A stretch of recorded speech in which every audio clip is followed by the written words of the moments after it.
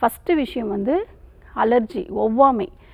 Allergy அப்படிங்கிறது எடுத்துக்கிட்டோம்னா ஒவ்வொருத்தருக்கு ஒவ்வொரு விதமான அலர்ஜிகள் இருக்கும். இப்போ ஒரு 10 பேர் இருக்காங்க அப்படின்னா அந்த 10 பேருக்குமே டஸ்ட்டு படும்போது அலர்ஜி ஆகாது. அதில் ஒருத்தருக்கு இல்லை 2 பேருக்கு மட்டும்தான் அந்த டஸ்ட் அலர்ஜியாக இருக்கும். அப்படி டஸ்ட் அலர்ஜி இருக்கிறவங்களுக்கு இந்த காற்று பைகளில் அந்த தூசி போய் தங்கிறதுனால இயற்கையாகவே அந்த காற்றுப்பை சுற்றி பார்த்திங்கன்னா ஒரு மியூக்கஸ் லேயர் வந்து இருக்கும். அது எப்படியாவது வெளியேற்றணும் அப்படிங்கிறதுக்காக ஒரு திரவம் மாதிரி ஒன்று உற்பத்தி பண்ணி அது மூக்கிலேருந்து நீர் வடிகிற தன்மை மூலயமாக அது வெளியேற்றும். ஸோ அதான் நம்ம ரன்னிங் நோஸ் அப்படின்னு சொல்கிறோம். ஸோ இந்த முயற்சி நடந்துகிட்ருக்கும் பொழுது நம்ம மாத்திரைகள் போட்டு சப்ரஸ் பண்ணுறதுனால தான் நாள்பட்ட சளி பிரச்சனைகளாக மாற ஆரம்பிக்குது.